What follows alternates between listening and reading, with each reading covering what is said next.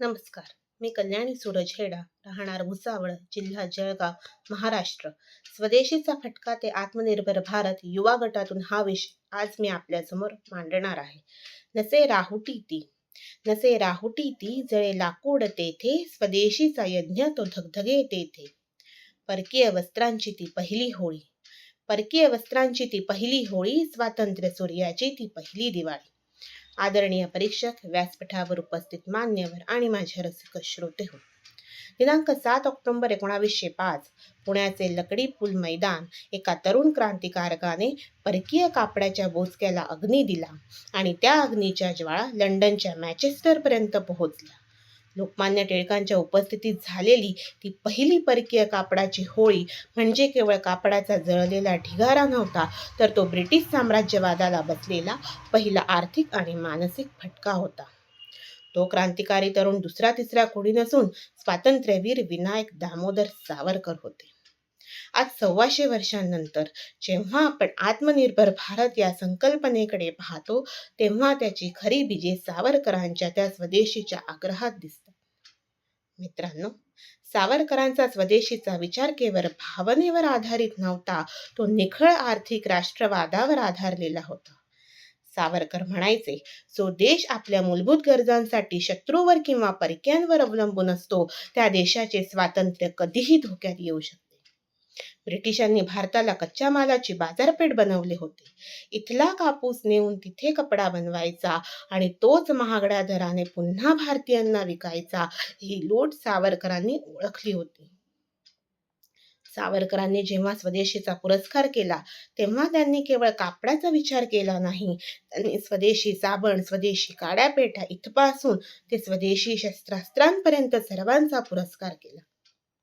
सावरकरांचा स्वदेशीचा मंत्र हा ब्रिटिशांच्या तिजोरीवर केलेला आघात होता, म्हणूनच त्याला आपण स्वदेशीचा फटका म्हणतो.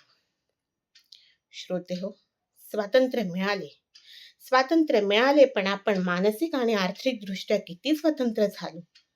अनेक वर्षे आपण संरक्षणासाठी रशियावर, तंत्रज्ञानासाठी अमेरिकेवर आणि छोट्या मोठ्या इलेक्ट्रॉनिक वस्तूंसाठी चीनवर अवलंबून राहिलो. सावरकरांच्या स्वप्नातील हा भारत असा परावलंबी नव्हता. आज जे आपण म्हणतो आत्मनिर्भर भारत, तो काही अचानक जन्माला आलेला शब्द नाही. तो सावरकरांच्या दशकानुदशकांच्या विचारांचा आज झालेला उद्रेक आहे. जेव्हा जगावर कोरोनाचं संकट आलं, तेव्हा खऱ्या अर्थाने आपल्याला सावरकरांच्या स्वदेशीची आठवण झाली. ज्या देशात साधी पीपीई किट तयार होत नव्हती, त्याच भारताने अवघ्या काही महिन्यात जगाला लस पुरवली. हाच तो वळणबिंदू आहे, जिथे स्वदेशीचा फटका आता आत्मनिर्भर भारताच्या हुंकारात बदलला आहे. जो काल हात पसरणारा होता, तो आज दिशा देणारा झाला. स्वदेशीची मशाल हातात घेऊन भारत पुन्हा सिंहासारखा उभा राहिला. मित्रांनो, हीच ती आत्मनिर्भरता आहे, जिथे भारतीय बुद्धिमत्ता आता ब्रेन ड्रेन नव्हे, तर देशातच ब्रेन गेन करत आहे. सावरकरांना अभिप्रेत असलेला विज्ञानाभिमुख भारत आज चंद्राच्या दक्षिण ध्रुवावर तिरंगा फडकवून उभा.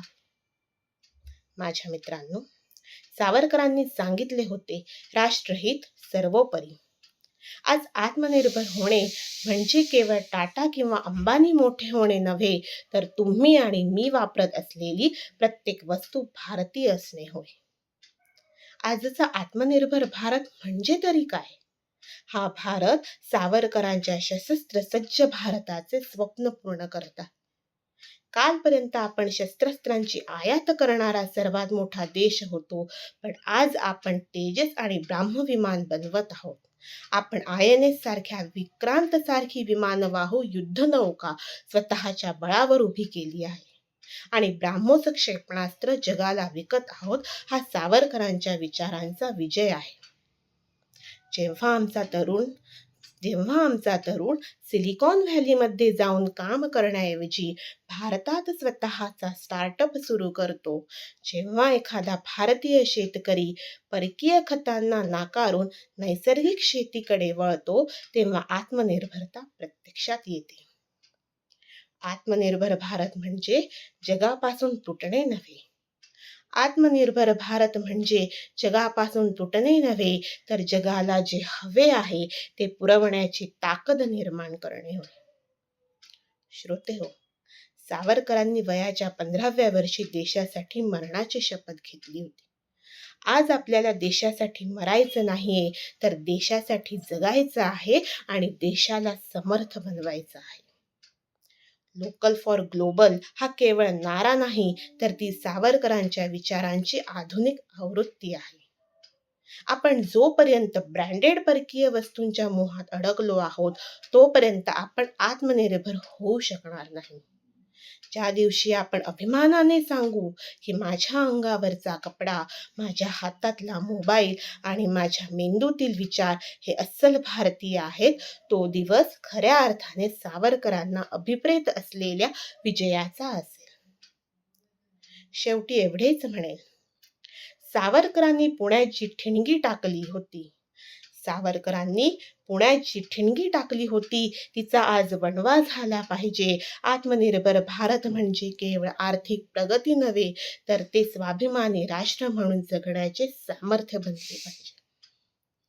स्वदेशीचा फटका इतिहास झाला. आत्मनिर्भर भारत उभा राहिला. सावरकरांचे स्वप्न रक्तात भिनले. हा भारत झुकणार नाही, हे आज जगाने मान्य केले. चला तर मग आपण सर्वजण मिळून सावरकरांच्या स्वप्नातील विज्ञानावर आधारित सामर्थ्यशाली आत्मनिर्भर भारत घडवूया. धन्यवाद. जय हिंद, जय भारत, वंदे मातरम.